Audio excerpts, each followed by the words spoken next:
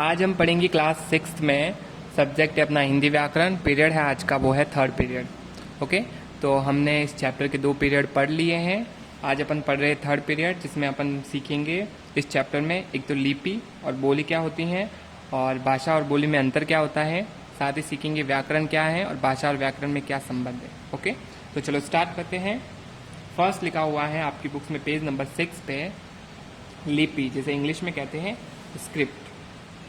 ध्वनियों को लिखने की विधि को लिपि कहते हैं। जो ध्वनियाँ निकलती है हमारे मुंह से उसको लिखने की विधि को क्या कहेंगे आप? लिपि कहते हैं। संसार में अनेक भाषाएं पाई जाती हैं। प्रत्येक भाषा की लिपि को अलग नाम दिया गया है।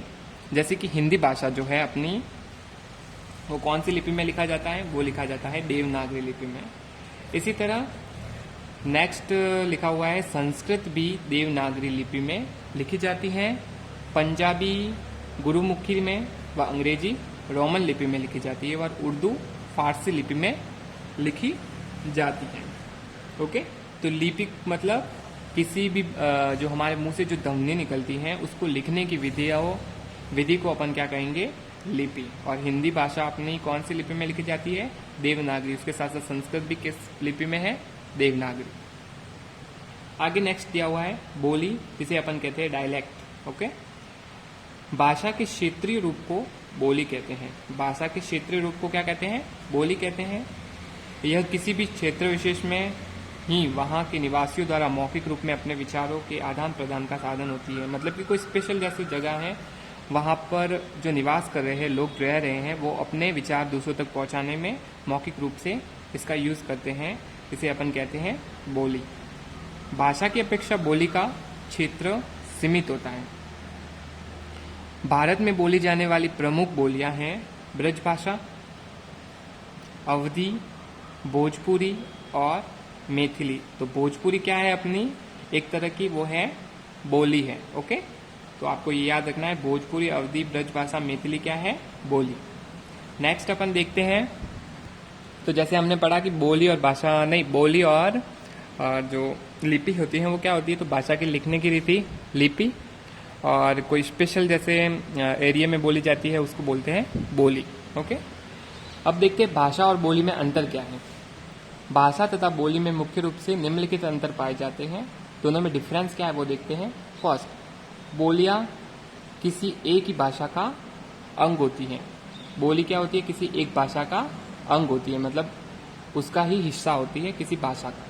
सेकंड है, भाषा का क्षेत्र विस्तृत होता है जबकि बोली सीमित क्षेत्र में बोली जाती है। जैसे भाषा होती है वो बड़े क्षेत्र में बोली जाती हैं, जैसे बड़ा एरिया कवर करता है, जबकि बोली एक स्पेशल क्षेत्र में ही बोली जाती है।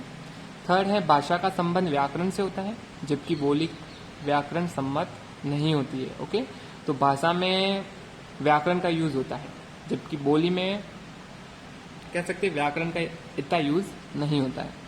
फोर्थ है, बोली का प्रयोग बोलचाल में होता है जबकि साहित्य की रचना प्राय भाषा में होती है। बोली का प्रयोग किस में होता है? बोलचाल। और जो भाषा का प्रयोग होता है वो साहित्य को रचना में, मतलब साहित्य बनाते हैं ना, उसमें यूज होता है। अब नेक्स्ट देखते हैं व्याकरण, इंग्लिश में कहते हैं ग्रामर। ओके, तो वह शास्त्र जो हमें किसी भाषा की शुद्धता के नियम सिखाता है, वह शास्त्र जो हमें किसी भाषा की शुद्धता के नियम सिखाता है, वह क्या है? व्याकरण है। ओके, तो व्याकरण से हम भाषा का शुद्ध बोलना, लिखना और पढ़ना सीखते हैं। व्याकरण से हम क्या सीखते हैं? शुद्ध बोलना, शुद्ध लिखना और शुद्ध पढ़ना। तो जो हमको शुद्ध लिखना, शुद्ध पढ़ना और शुद्ध बोलना सिखाता है उसे अपन क्या कहते हैं? व्याकरण। ओके, इसकी डेफिनेशन होगी भाषा और व्याकरण का संबंध। भाषा और व्याकरण में घनिष्ठ संबंध है। भाषा पहले बनती है तथा उसका व्याकरण बाद में रचा जाता है। सबसे पहले भाषा बनती है फिर व्याकरण बनता है। व्याकरण भाषा को निश्चित सीमा में बांधता है। समय के साथ साथ भाषा में अनेक परिवर्तन होते हैं और नए शब्द जुड़ते हैं। व्याकरण सबकी समीक्षा करता है और उसके लिए नियम बनाता है।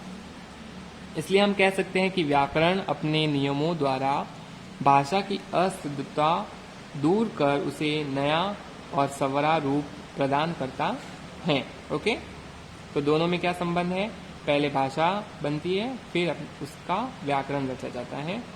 और व्याकरण क्या कर देती है, भाषा को एक निश्चित सीमा में बांध देती है। फिर ये है कि जो भाषा में अशुद्धियाँ होती हैं उसको शुद्ध करने के लिए व्याकरण का यूज किया जाता है। ओके, तो इस तरह से इन दोनों बीच में जो रिलेशन है भाषा और व्याकरण। अब है व्याकरण के अंग। तो व्याकरण के निम्नलिखित 3 अंग होते हैं। फर्स्ट होता है वर्ण विचार, सेकंड होता है शब्द विचार और थर्ड होता है अपना वाक्य विचार। तो भाषा की लघुत्तम इकाई वर्ण है। भाषा की सबसे छोटी इकाई कौन सी है, वर्ण, और सबसे बड़ी इकाई है वाक्य। सार्थक वर्णों के मेल से शब्द बनते हैं तथा शब्दों के मेल से क्या बनते हैं, वाक्य। ओके, तो इस तरह से व्याकरण के कितने इंपॉर्टेंट अंग हैं, 3 अंग हैं, जिसमें है वर्ण विचार, शब्द विचार, वाक्य विचार। आपकी बुक्स में पेज नंबर 7 पे दिया हुआ है इससे रिलेटेड क्वेश्चन आंसर। फर्स्ट लिया हुआ है उपयुक्त शब्द चुनकर रिक्त स्थान भरिए। मतलब आपको जो बॉक्स में शब्द दिए उनको इसमें से उपयुक्त है उसको फिल करना है इसके अंदर। ओके, तो फर्स्ट दिया हुआ है, फिर खाली जगह दी हुई है, मैं भाषा के नियमों की चर्चा होती है। भाषा के नियमों की चर्चा किसमें होती है, राष्ट्रीय भाषा में तो नहीं होती, इसमें होती है व्याकरण में। तो व्याकरण इसका सही आंसर है, आपको इसमें फिल करना है। इसी तरह सेकंड क्वेश्चन दिया हुआ है भाषा की लघुत्तम इकाई, फिर खाली जगह दी हुई है। भाषा की लघुत्तम इकाई कौन सी है, जैसे कि हमने पढ़ा है अभी वो है वर्ण। ओके, तो शब्द नहीं है, वर्ण है, तो इसको आके टिक कर लेता हूँ, ये आपको फिल करना है इसमें। थर्ड क्वेश्चन है ध्वनियों को लिखने की विधि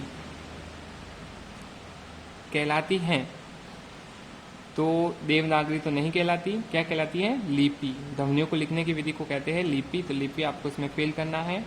फिर है 4 भोजपुरी, फिर खाली जगह दी हुई है क्या है, भाषा है या बोली। तो भोजपुरी क्या है, एक हिंदी की बोली है, तो इसमें बोली फिल करना है। ओके, फिर है 5 नंबर क्वेश्चन जिसमें लिखा हुआ है मणिपुरी, फिर ब्लैंक दिया हुआ है, फिर है भाषा है या बोली। तो मणिपुरी एक तरह की भाषा है जो असम के निचले हिस्सों में बोली जाती है और इसको अपने भारत के संविधान में मान्यता प्राप्त है, तो ये भाषा इसमें आपको फिल करना है। इसी तरह नेक्स्ट क्वेश्चन को अपन देखते हैं। सेकंड क्वेश्चन दिया हुआ है ख, जिसमें लिखा हुआ है सही कदम के सामने सही तथा गलत कदम के सामने गलत का निशान आपको लगाना है।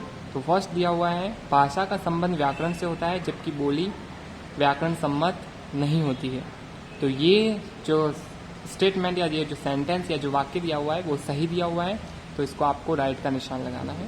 ओके, इसी तरह नेक्स्ट दिया हुआ है 3rd नंबर, क्योंकि सेकंड हमने कर लिया था।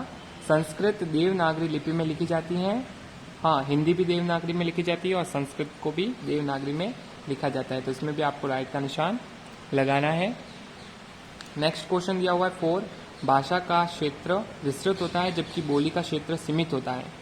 तो ये भी स्टेटमेंट क्या है, सही दिया हुआ है। ओके, तो 4 नंबर के अंदर भी आपको क्या करना है, सही का निशान लगाना है।